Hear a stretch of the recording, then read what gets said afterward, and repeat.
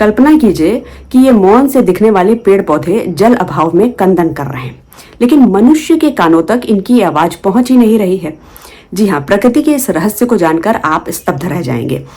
जब जल का अभाव होता है तो पेड़ पौधे रोते हैं, चीखते हैं, लेकिन मनुष्य के कानों तक ये आवाज पहुंचती ही नहीं है।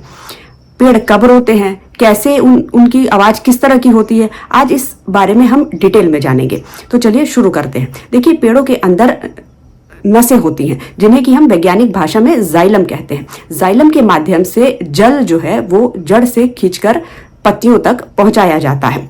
अब मान लीजिए कि जल कम हो या गर्मी बहुत ज्यादा बढ़ जाए या पेड़ों पर कीटों का हमला हो जाए, तो उस वक्त पेड़ जो होते हैं वो स्ट्रेस में आ जाते हैं, पेड़ तनाव में आ जाते हैं। जब पेड़ तनाव में होते हैं तो पेड़ों के अंदर एक अद्भुत चीज होती है। पेड़ों के अंदर एक प्रक्रिया शुरू हो जाती है जिसे हम कैविटेशन कहते हैं। कैविटेशन क्या होता है ये समझते हैं, यही असली विज्ञान है। कैविटेशन में देखिए, जो जाइलम के माध्यम से जो पानी है वो जड़ से खींचकर पत्तियों तक पहुंचाया जाता है, लेकिन मान लीजिए कि जड़ में पानी ही नहीं है पर्याप्त, तो पत्तियों तक पानी पहुंच नहीं पाता है, जल का अभाव हो गया। अब जो नलियां हैं उसमें जल नहीं है, तो उस वक्त उसमें हवा घुस आती है। हवा के कई सारे छोटे छोटे बबल्स बन जाते हैं जिन्हें कि हम वैज्ञानिक भाषा में एयर एम्बॉली बोलते हैं। अब ये बबल्स जब बन जाते हैं तो ये पानी के फ्लो को वो रोक देते हैं और उस वक्त जो पेड़ है वो अंदर से सूखने लगता है। और ये बबल्स क्या है ना, बहुत सारे बनते हैं और फूटते हैं। तो जब ये फूट रहे होते हैं, जब ये कोलैप्स करते हैं, तो एक शॉक वेव, एक वाइब्रेशन, एक साउंड वेव निकलती है। ये साउंड, ये जो आवाज है ये अल्ट्रासोनिक आवाज होती है। इस आवाज को मनुष्य के कान नहीं सुन पाते हैं। इस आवाज को कई आधुनिक माइक्रोफोन्स हैं जो इस आवाज को रिकॉर्ड कर सकते हैं। इस आवाज को कीट और पतंग भी सुन लेते हैं कई तरह के। इन आवाज को आसपास के जो पेड़ पौधे हैं वो भी सुन सकते हैं। तो आइए इस पे विस्तार से समझते हैं। पहले तो मैंने कहा कि जब ये एयर बबल्स फूटते हैं तो आवाज निकलती है। ये जो आवाज होती है वो होती है क्लिक क्लिक, टप टप, टिप टिप, क्रक क्रक की आवाज।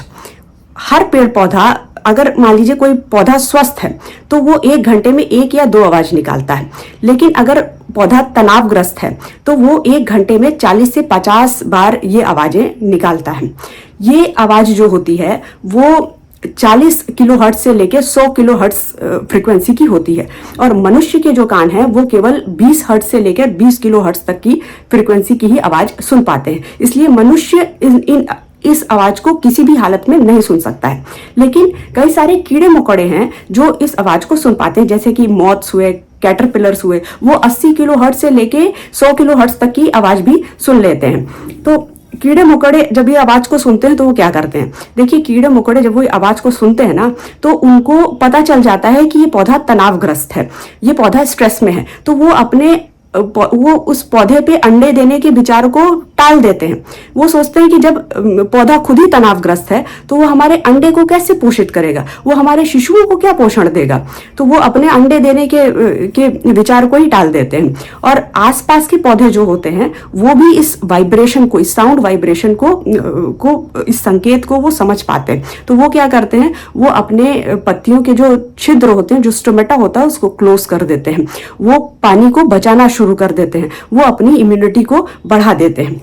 देखिए, ये जो आवाजें हैं वो बहुत ही हाई सेंसिटिव माइक्रोफोन्स जो होते हैं वो इन आवाजों को रिकॉर्ड कर पाते हैं। देखिए, इजराइल के टेल अवीव यूनिवर्सिटी में एक शोध किया गया था। वैज्ञानिकों ने क्या किया, उन्होंने एक साउंड प्रूफ बॉक्स बनाया।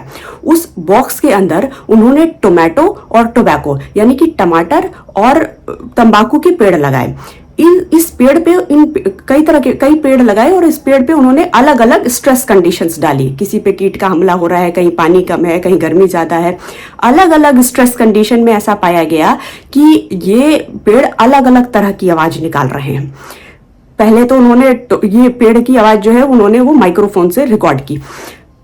पहले तो उन्होंने टोमेटो और टोबैको पे ये एक्सपेरिमेंट किया था, उसके बाद उन्होंने कई सारे पेड़ों पे ये एक्सपेरिमेंट किया, गेहूं, ज्वार, बाजरा, जौ, मक्का सब पर किया गया और लगभग सभी पौधों से स्ट्रेस कंडीशंस में आवाज आ रही थी और अलग अलग स्ट्रेस कंडीशन में अलग अलग आवाज पौधों से निकल रही थी। तो ये बहुत बड़ा शोध हुआ था और जब इसका रिजल्ट आया तो पूरा सनसनी मच गया था। आज दुनिया भर के साइंटिस्ट ऐसी डिवाइस बनाने में लगे हुए हैं कि पौधे जब बोलें कि उनको पानी की आवश्यकता है तो उन्हें पानी दे दिया जाए। और इस तरह का टूल अगर कोई वैज्ञानिक बनाने में सफल होते हैं तो मॉडर्न एग्रीकल्चर का ये फ्यूचर टूल जो है वो इरिगेशन सिस्टम को बहुत ज्यादा इम्प्रोवाइज कर देगा।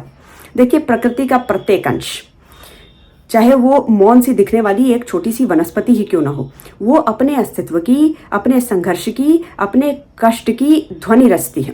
ये हमारी सीमित इंद्रियां हैं कि हम इन ध्वनि को सुन नहीं पाते हैं।